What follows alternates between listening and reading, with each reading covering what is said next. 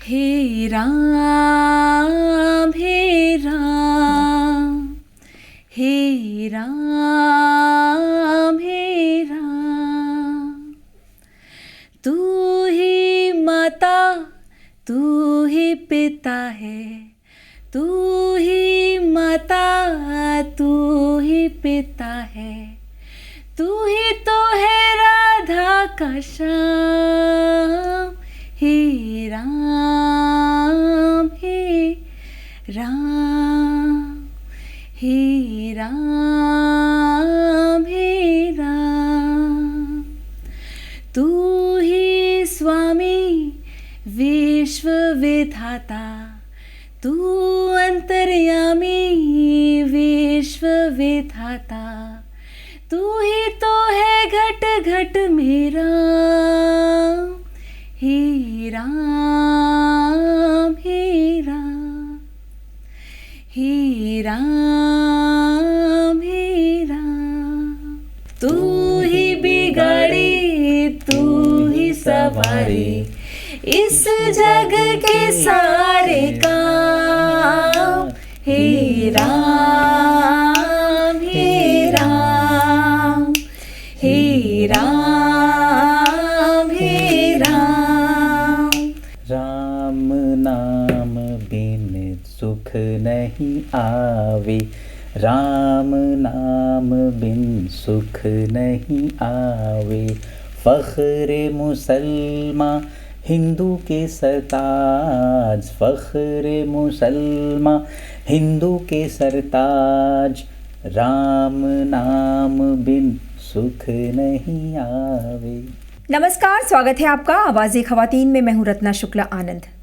अयोध्या में आज श्री राम लला की प्राण प्रतिष्ठा संपन्न हुई और इस पूरे कार्यक्रम में हमने राष्ट्रीय एकता, सद्भावना और सामाजिक सौहार्द का जो एक नमूना देखा वो वाकई काबिले तारीफ़ है। और श्री राम के हमारे अलग अलग समुदाय में क्या मायने हैं, इस पर चर्चा करने के लिए आज आवाज़े ख़वातीन के मंच पर मौजूद हैं ग़ुलाम रसूल दहलवी जी, जो कि जाने माने हमारे जो हैं विशेषज्ञ हैं धार्मिक मामलों के। साथ ही साथ हमारे साथ बहुत ही मशहूर आरजे नीलाक्षी मलिक मौजूद हैं, जिन्होंने आध्यात्म पर काफ़ी काम किया है, ख़ास तौर से डिवाइन फेमिनिटी पर बहुत काम किया है। आप दोनों ही मेहमानों का बहुत बहुत स्वागत है। शुक्रिया। शुक्रिया। दहलवी जी, शुरुआत आपसे करते हैं। चूँकि आपने धार्मिक मामलों पर आपकी अच्छी खासी पकड़ है, तो जब हम श्री राम की बात करते हैं तो भारत के सभी अलग अलग जो समुदाय हैं उनका क्या नज़रिया है और उनके लिए ये क्या मायने रखते हैं?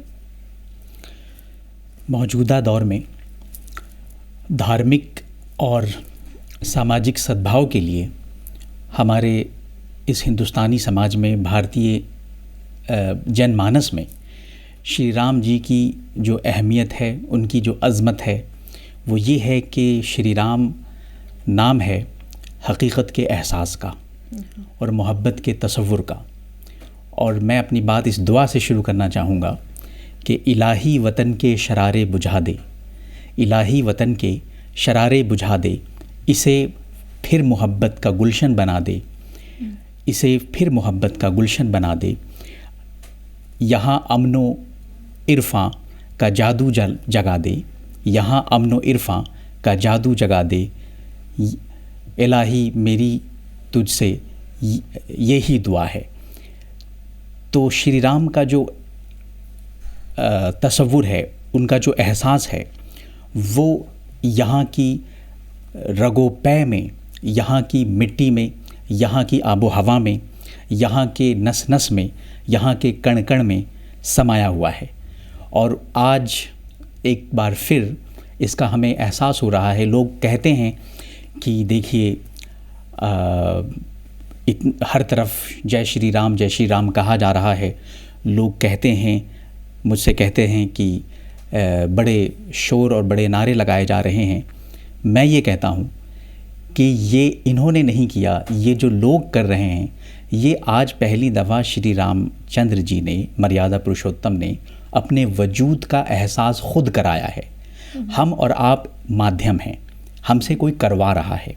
उन्होंने अपने वजूद का एहसास करा दिया कि देखो मैं यहाँ आया था, मेरा वजूद था, भले ही तुम्हें बहुत बाद में मेरे वजूद का एहसास हुआ हो, भले ही मेरी जन्मभूमि को लोगों ने भुला दिया हो, दोबारा उसका इतिहास को दोबारा से उसके पन्नों को खोला गया हो, लेकिन मैं यहाँ आया था, मेरा वजूद था। और शायद इकबाल ने इसीलिए कहा कि है राम के वजूद पे हिंदोस्तां को नाज, है राम के वजूद पे हिंदोस्तां को नाज, अहले नज़र समझते हैं जिनको Imamul Hind. The land of India, the land of mystics, the land of rishi munis takes prides on the existence of Shri Rama, and the discerning eyes see in Ram Rasool। तो मुसलमानों में जो तसव्वुर रहा श्री राम जी के बारे में वो ये रहा कि मुसलमानों के बड़े बड़े सूफ़ी स्कॉलर्स, पोइट्स, उलमा, अकाबिर उलमा श्री रामचंद्र जी को, श्री कृष्ण को, यहाँ तक कि गौतम बुद्धा को अपना पैगंबर तस्लीम करते रहे हैं। मिसाल के तौर पे दिल्ली के एक बहुत बड़े आलिम गुज़रे हैं, मुफ्ती किफ़ायतुल्लाह दहलवी। उन्होंने अपनी किताब किफ़ायतुल मुफ्ती में लिखा कि श्री रामचंद्र जी अल्लाह के रसूल थे। इसी तरीके से सूफ़ियों के एक बहुत बड़े 19वीं सदी के सूफ़ी ख्वाजा ग़ुलाम फ़रीद हैं। उन्होंने अपनी पोइट्री में, उन्होंने जो उनकी अपनी पोइट्री है या उनकी जो एक किताब है उसके अंदर उन्होंने श्री रामचंद्र जी को पैगंबर माना। इसी तरीके से हर स्कूल ऑफ थॉट के अहले हदीस के एक बड़े आलिम हैं वहीदुद्दीन साहब, वहीदुद्दीन कैरानवी, उन्होंने भी उनको, यहाँ तक कि मौजूदा दौर में सैयद सलमान नदवी साहब, मौलाना सैयद सलमान नदवी, जो इंडिया के सबसे बड़े इस्लामिक सेमिनरी नदवतुल उलमा के one of the lead faculty members हैं, शेखुल हदीस हैं, उन्होंने भी माना है कि हाँ श्री रामचंद्र जी हमारे भी पैगंबर हैं। तो इश्क हो जाए किसी से कोई चारा तो नहीं, इश्क हो जाए किसी से कोई चारा तो नहीं, सिर्फ हिंदू का राम पे इजारा तो नहीं। क्या वाह, क्या बात है, वाह, बहुत अच्छी बात जैसे कही दहलवी जी ने कि सिर्फ राम जो हैं वो हिंदुओं के नहीं, वो तो सबके हैं और सब में राम हैं। जब हम बात करते हैं तो जब हम आध्यात्म की बात करते हैं, आध्यात्मिक तौर पर आप किस तरह से देखती हैं श्री राम को? अध्यात्म जब एक शब्द आता है ना, तो सबसे पहले वो अपने आप में बता देता है कि आप जितने भी रिलीजन है वो मैन मेड है, तो आप ऊपर उठ जाइए और गॉड मेड पे आ जाइए। वाह। तो गॉड मेड पे आते ही हम स्पिरिचुअलिटी में आ जाते हैं और ऑटोमेटिकली वो जब छोटी छोटी जो लड़ाइयाँ हो रही हैं जो हमने ही बनाई हैं वो सब खत्म हो जाती है वहाँ पे। और आई थिंक ये बहुत ही ब्यूटीफुल एग्जाम्पल हम सबके सामने आया है बनकर, जो ये सारे रिलीजन्स का सहमति से आज ये राम मंदिर बना है। बिल्कुल, तो ये बेहतरीन एग्जाम्पल बनेगा हमारे पूरे भारत देश को आगे ले जाने के लिए। जी जी। तो मैं अध्यात्म को देखती हूँ इस तरीके से कि आप अवेयरनेस में हैं, आज में मौजूद है, इस प्रेजेंट मोमेंट में है। That is the beautiful spirituality you can. Alertness जिसको कहते हैं, जिसे कह सकते हैं आप, कि आप आज में हैं, अभी में। In consciousness. Exactly. बिल्कुल। Next moment किसी को नहीं पता क्या होने वाला है, क्या पता लाइट चली जाए, क्या पता whatever, you know, positive, negative, we don't know, but right now we know is that we are discussing on spirituality. बहुत अच्छी बात कही इन्होंने, जिस तरह से नीलाक्षी ने बताया कि आध्यात्म के मायने ये हैं कि आप हमेशा एक चेतन अवस्था में रहें। दहलवी जी, जब हम राम की बात करते हैं तो वो एक कहीं ना कहीं एक विचार हैं, वो एक दर्शन है। किस तरह देखते हैं आप मर्यादा पुरुषोत्तम श्री राम को? एक विचार, एक नज़रिया और एक तसव्वुर की हैसियत से श्री रामचंद्र जी का जो एहसास मुझे हुआ वो तो मुझे बचपन से हुआ। बचपन में जब हमने आंखें खोली हिंदुस्तान में तो हर तरफ श्री राम की सदा हमने सुनी। मैं 14 साल का था, मैं एक मदरसे में पढ़ता था फैज़ाबाद में, जामिया इस्लामिया रोनाही फैज़ाबाद। वहाँ पे मदरसा एजुकेशन बोर्ड का एक एग्ज़ाम होता है, उसे कहते हैं मुंशी मौलवी बोर्ड का एग्ज़ाम। तो एग्ज़ाम देने के लिए कम से कम आपकी उम्र उस वक्त आई थिंक 16 साल होनी चाहिए थी, लेकिन मैं 14 साल का था और मुझे I was eligible enough to appear in exam. तो मैंने 2 साल बढ़ा के लिखवा दिया अपना। मैं एग्ज़ाम देने गया, एग्ज़ाम फैज़ाबाद में सिटी के अंदर हुआ था। वहाँ जाने के बाद मुझे पता चला कि अयोध्या, फैज़ाबाद के अंदर अयोध्या भी है और अयोध्या या अयोध्या, इसका जो इंडो इस्लामिक ट्रेडिशन में महत्व है उसमें, उसके बारे में मुझे वहाँ के एक बहुत ही पुराने सूफ़ी शायर, कवि और सियासी लीडर अंबर सिद्दीकी साहब जो थे, उनसे मेरी मुलाकात हुई। उन्होंने मुझे कहा, बेटे हम लोग अयोध्या के रहने वाले हैं, लेकिन हमारे यहाँ अयोध्या का जो महत्व है वो इस्लाम के हिस्से के, इस्लाम का एक अटूट रिश्ता भी है उससे, अयोध्या के साथ। और वो ये है कि बड़ी तादाद में यहाँ पैगंबर भेजे गए हैं। मिसाल के तौर पे शीश अलैहिस्सलाम, जिन्हें क्रिश्चियंस प्रोफेट शेफ कहते हैं और मुसलमान शीश अलैहिस्सलाम कहते हैं, उनका मज़ार है अयोध्या में। अच्छा। बहुत पुराने पैगंबर हैं। इसी तरीके से एक मज़ार वहाँ पे मुझे मिला, 26 गज़ी मज़ार कहा जाता है। एक रिवायत के मुताबिक फ़ारसी में वहाँ लिखा हुआ था कि दर रिवायत आयत अस्त, एक रिवायत में ये आया है कि ई कब्र रसूल अस्त, कि ये किसी रसूल की कब्र है। ये वो रसूल हैं जो हज़ारों साल पहले हिंदुस्तान में आए थे। और कुरान बार बार कहता है, एक सूरा राद है, वहाँ कुरान कहता है वलिकुल्ली कौमिन हादिन, हर कौम को हमने एक हिदायत देने वाला भेजा है।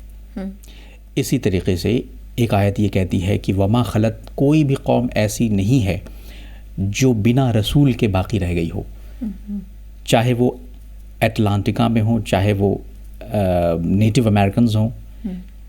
वहाँ भी मेरा जाना हुआ नेटिव अमेरिकन्स में, उन्होंने भी मुझे बताया, चाहे जिन्हें रेड इंडियंस कहा जाता है, चाहे वो इंडियंस हों, हम लोग हर जगह 1,24,000 अंबिया और रसूल आए हैं।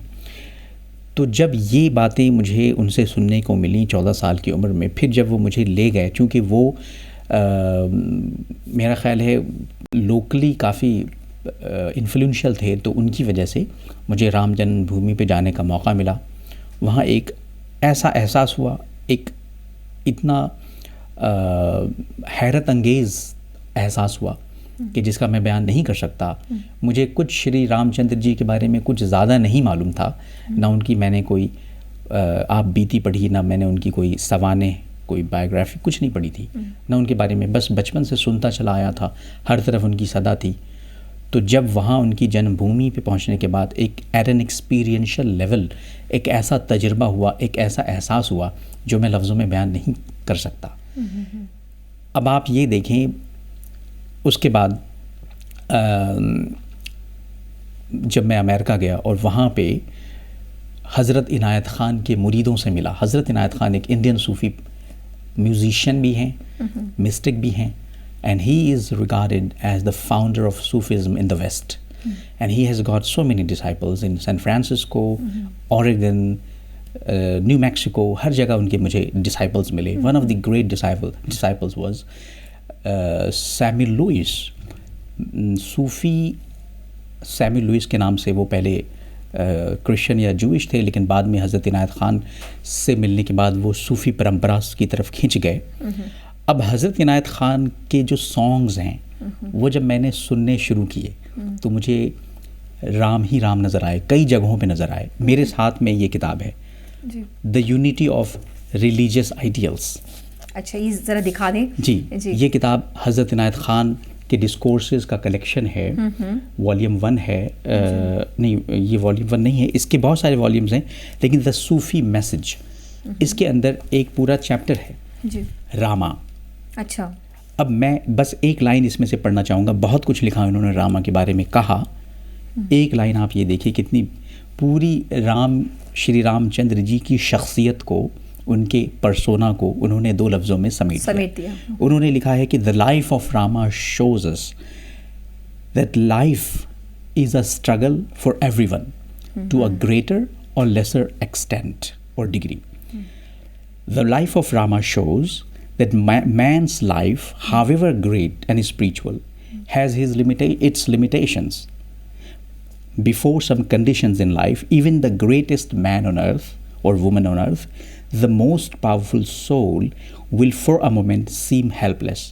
इंसान चाहे कितना ही बड़ा अजीम हो जाए, विशाल हो जाए, लेकिन कहीं ना कहीं आपकी ज़िंदगी में एक ऐसी घड़ी आती है जहाँ पे आप बिल्कुल हेल्पलेस नज़र आते हैं, हो जाते हैं, और आपकी सीमाएं बंधी होती, सीमाओं में बंधे होते हैं आप, इंसानी तौर पर। Exactly, but it is not the beginning that counts. इब्तिदा जो है, आगाज़ जो है, उसका शुमार नहीं होता है। इट इज़ द एंड, इंतहा का शुमार होता है कि आपकी इंतहा कहाँ हुई है जाके। It is the last note that the great soul strikes which proves that soul to be real and true. यानी फिर आगे उन्होंने लिखा है कि in this struggle, ये जो लाइफ है ये एक स्ट्रगल है, और इस स्ट्रगल में the one who loses in the end has missed the purpose, but the one who wins in the end has fulfilled the purpose of life. तो आखिरी में जाके आप पूरी ज़िंदगी में आखिर में जाके आप जब एक फ़तह हासिल करते हैं अपनी ज़िंदगी के अंदर, स्पिरिचुअल स्ट्रगल के अंदर, जब आप एक विक्ट्री हासिल करते हैं, फ़तह कामरानी हासिल करते हैं, तब जाके आप मर्यादा पुरुषोत्तम बनते हैं। तो श्री रामचंद्र जी ने ये साबित करके दिखाया कि भले ही उनकी ज़िंदगी में बहुत सारे स्ट्रगल्स आए हों, बहुत सारी साजिशें उनके ख़िलाफ़ हुई हों, लेकिन आखिर में उन्होंने अपने सब्र के ज़रिए, अपने यकीन के ज़रिए, अपनी वफ़ा के ज़रिए और अपनी रूहानी ताकत के ज़रिए और इलाही मोहब्बत के ज़रिए उन्होंने पूरे हिंदुस्तान को, बल्कि पूरे विश्व को हकीकत में जीने का सबक सिखा दिया, जीने का तरीक़ा सिखा दिया है। तो राम नाम है जीने का सबक है, राम नाम है जीने के राज का। How to live a life, to take it forward. जैसे रामायण को बोलते हैं ना कि it's a way of life, it's not something कि आपने पढ़ लिया और पढ़ के बस हाँ ठीक है जी हो गया हमने पढ़ लिया जी, नहीं, it's a way of life कि जितने भी कैरेक्टरिस्टिक्स है उस रामायण के अंदर वो हमें एक एक कैरेक्टर बताता है कि कैसे जीवन को जीना है। राम ने बताया है कि आपको कैसा एक्चुअली में एक परिवार में रहा जाता है, कैसा भाई होना चाहिए, कैसा पति होना चाहिए, कैसा बेटा होना चाहिए, वो और कैसा शासक होना चाहिए। एग्जैक्टली तो तीनों चारों कैटेगरीज में राम ने प्रॉपरली एक रोल प्ले करके हम सबको दिखाया है, और उसमें कोई रिलीजन का रोल प्ले नहीं है, इट्स जस्ट अ ह्यूमनिज्म।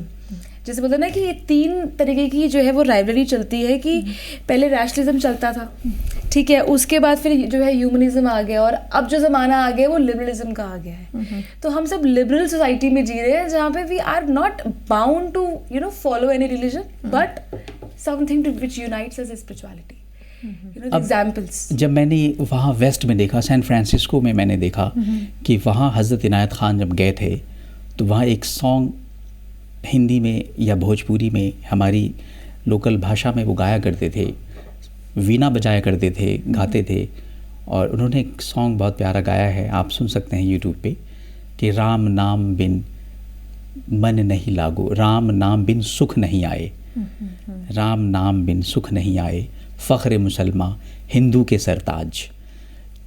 तो अब मैं हैरान हो गया कि यहाँ वेस्टर्न ऑडियंस में वो एक हिंदवी भाषा में एक सॉन्ग गा रहे हैं, और सारे वेस्टर्नर्स, अंग्रेज़ और अमेरिकन्स लुत्फ़अंदोज़ हो रहे हैं और बहुत मस्त हो रहे हैं। उसका ट्रांसलेशन भी नहीं आ रहा है, फिर भी एक वीडियो मैंने देखा कि उसमें मस्त हो रहे हैं। तो कहीं ना कहीं वो राम के एहसास को हिंदुस्तान से अमेरिका ले गए, यूरोप तक ले गए, और फिर मैंने देखा काजी नज़रुल इस्लाम की चीज़ें आप देखिए कि काजी नज़रुल इस्लाम जो बांग्लादेश के बहुत बड़े पॉपुलर पोइट हैं, वो कहते हैं कि मोनो जोपो नाम रघुपति राम, श्री रघुपति राम मोनो जोपो नाम। तो बड़े बड़े सूफ़ी कवियों की ज़बान से, बड़े बड़े शायरों की ज़बान से जब हमें श्री रामचंद्र जी का नाम सिर्फ़ एक नाम की हैसियत से नहीं, बल्कि एक रूहानी एहसास के तौर पे जब हमें सुनने को और एहसास करने को मिलता है, तो फिर किसी सबूत की ज़रूरत नहीं रह जाती है, किसी दलील की ज़रूरत नहीं रह जाती है। बहुत बड़े आलिम गुज़रे हैं इमाम ग़ज़ाली। इमाम ग़ज़ाली को मुसलमानों के यहाँ माना जाता है greatest scholar of Islam after the profit. अच्छा। इमाम ग़ज़ाली का मशहूर वाक़या है कि उनसे इबलीस यानी शैतान जो है बहरूपिया बन के किसी और शक्ल को इख्तियार करके डिबेट करने आया, और हर इमाम ग़ज़ाली खुदा के वजूद पे, एग्जिस्टेंस ऑफ गॉड पे सबूत देते चले गए कि मैं खुदा को मानता हूँ, ये सबूत है, मैं खुदा को मानता हूँ, ये दलील है, नंबर 1, नंबर 2, नंबर 3, 99 प्रूफ्स उन्होंने दिए। हर दलील की काट करता चला गया इबलीस, क्योंकि इबलीस के बारे में मालूम है सबको कि वो सबसे बड़ा आलिम था खुदा की बारगाह में, लेकिन उसको दरबार से निकाल दिया गया क्योंकि उसके अंदर अकड़ आ गई थी। जब 99 सबूत दे चुके, अब कोई सबूत और कोई दलील नहीं रह गई, तो गज़ाली को कुछ समझ में नहीं आया। तो गज़ाली ने फिर अपनी सूफिज़्म को, अपनी रूहानियत को इन्वॉक किया कि अब मैं क्या कहूँ। फिर एक ही जुमला उन्होंने कहा कि मैं खुदा को मानता हूँ बिना किसी दलील और सबूत के, क्योंकि मुझे एहसास है खुदा का। ये तो बहुत बड़ी बात है, क्योंकि आस्था को तर्क पर नहीं तोला जा सकता। अब मैं एक हिंदुस्तानी मुसलमान की हैसियत से ये बात दोहराना चाहूँगा गज़ाली के उस कोटेशन को कि मैं राम को मानता हूँ बिना किसी दलील के,